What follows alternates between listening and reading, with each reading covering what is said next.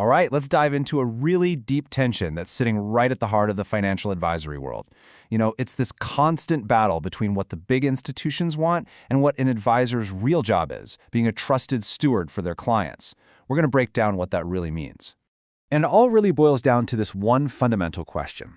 Every advisor has to face it, whether they think about it day to day or not. Are you here to be a salesperson, to distribute products for a firm, or are you here to be a true steward for your clients?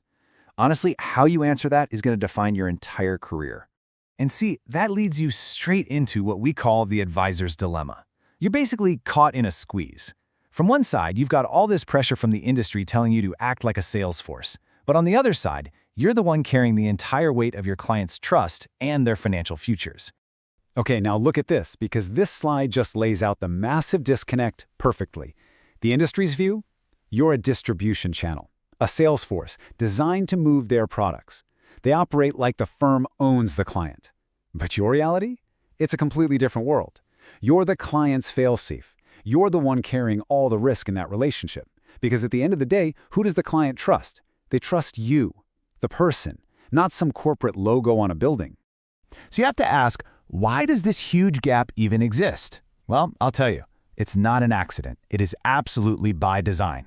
To really get it, we've got to look under the hood at the industry's basic operating system, the economic engine that creates this whole dilemma in the first place.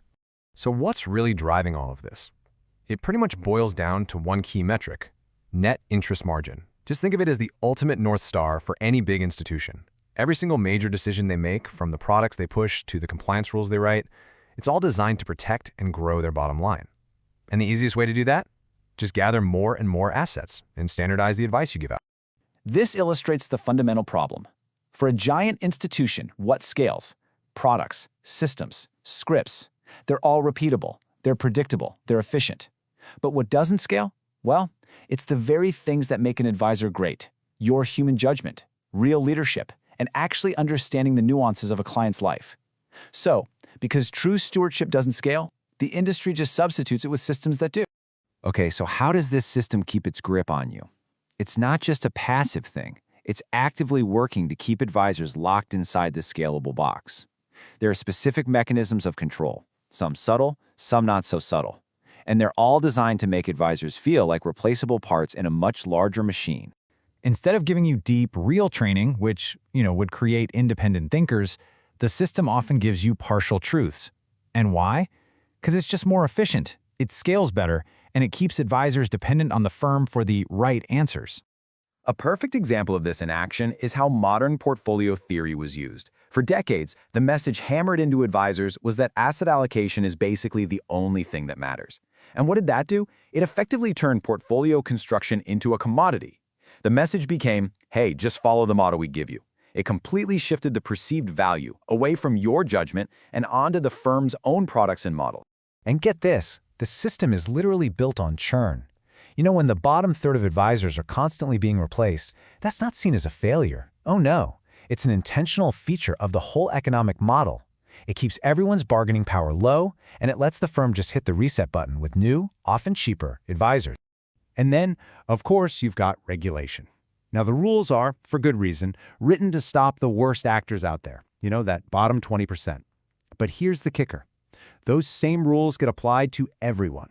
So the best, most ethical advisors are constrained by rules designed for the least competent. And that creates the perfect excuse for the firm to centralize control and slash advisor autonomy.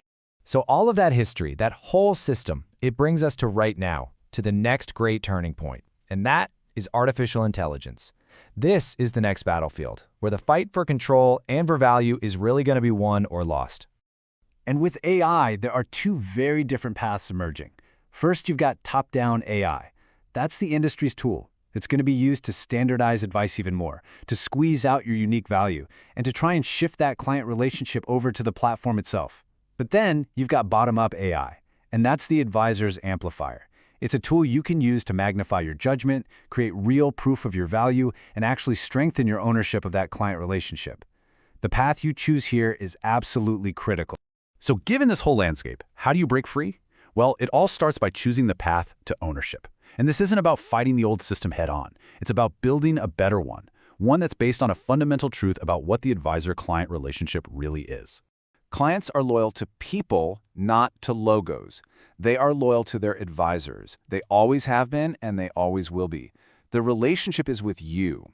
The second an advisor really truly understands this, the entire power dynamic just flips on its head.